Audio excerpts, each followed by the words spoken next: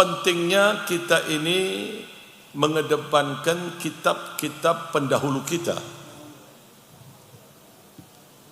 Fi tafdhil kitab as-salaf ala ghairiha. Mengingat pendahulu-pendahulu kita ini adalah orang-orang pilihan Allah Subhanahu taala, baik dari segi keilmuan mereka itu lebih ikhlas, dalam segi keistiqomaan mereka adalah orang-orang pilihan Allah Subhanahu taala. Maka berkata di sini Sayyidil Imam Ahmad bin Hasan Al-Attas, nafa Allah bihi yuhathu kathiran ala kutub as-salaf wa yuraghibu fi qiraatiha. Al-Imam Ahmad bin Hasan Al-Attas ini adalah orang yang alim, orang yang telah diberikan oleh Allah Ta'ala futuhatul kubra, yang telah diberikan kehususiaan oleh Allah Ta'ala, memerintahkan, menekankan untuk membaca kitab-kitab para pendahulu. Mengingat kitab-kitab pendahulu kita ini fiha nurun, setiap ilmu yang terkandung di dalamnya itu tersimpan cahaya. Wal barakah, setiap ilmu yang terkandung di dalamnya terdapat barokah yang begitu besar. Wal ilm, demikian juga keilmuan yang sangat luar biasa di dalamnya. Wasyaitan yuhassinu linnas ma hum fihi min al-ishtighal bil kitab al-mu'akkadati liyasrifahum bidzalika anil khair wal barakah wa yahrimahumul ilm. Syaitan itu berusaha untuk masuk dalam kerumitan dalam permasalahan agama, sehingga orang itu disibukkan dalam permasalahan tersebut. Tujuannya liyasrifahum bidzalika anil khair,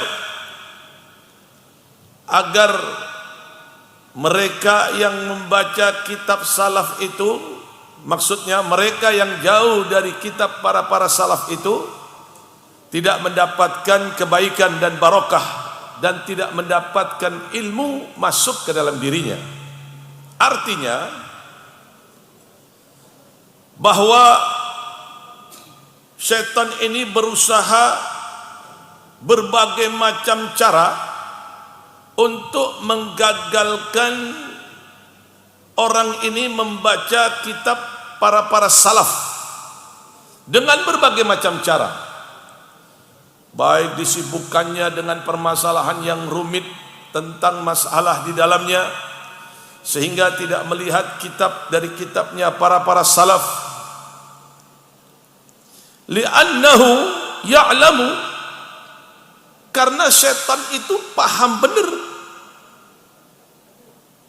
Idza aqbalu ala kutub salaf hasalul ilm wal amal.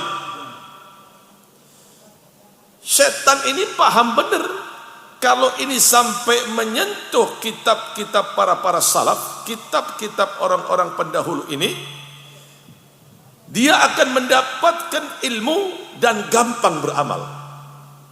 Jadi berbagai macam cara syaitan ini menjauhkan orang ini agar menyentuh kitab para salaf. Wa kana radhiyallahu anhu yaqul man arada taqdim fa alaihi bi kutubi mutakaddimin. barang siapa orang yang menginginkan kemajuan dalam ibadah, dalam pendekatan diri kepada Allah, dalam keikhlasan, dalam keistiqomaan, dalam kesungguh-sungguhan kepada Allah Ta'ala, hendaklah ia itu jangan pernah meninggalkan kitab-kitab pendahulu kita, kitab-kitab para salaf.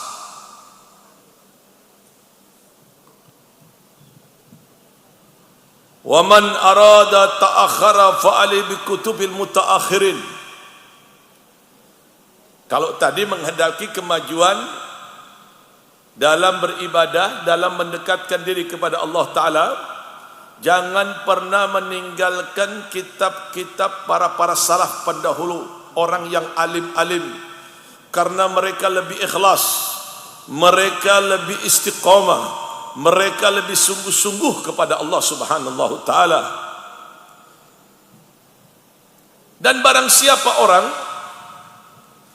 yang menghendaki kemunduran dalam beribadah, dalam segi apapun, maka berpegang teguhlah dengan kitab-kitab mutaakhirin. Artinya anti dengan kitab salaf. Bukan berarti kitab orang mutaakhirin itu jelek, tidak, baik, bagus. Tapi jangan pernah meninggalkan kitab para salaf. Jangan pernah meninggalkan kitab-kitabnya orang-orang terdahulu. Maka dari itu Sayyidil Imam Habib Abdullah bin Alwi Al-Haddad beliau mengatakan, madhabuna innama huwa al-kitab wal sunnah wa tariqus salaf fi kulli syai'in. Kita punya madhab ini, kata Habib Abdullah bin Haddad, innama huwa al-kitab al-Quran dan sunnah Nabi. Kitab Quran dan sunnah Nabi, wa tariqus salaf, dan mengikuti jejak-jejak para salaf. Karena mengikuti para jejak-jejak salaf ini juga perintah dari Allah Ta'ala agar mata rantai ini tidak terputus, agar keberkahan itu tidak putus, agar manfaat itu tidak putus. Ma fiha illallah.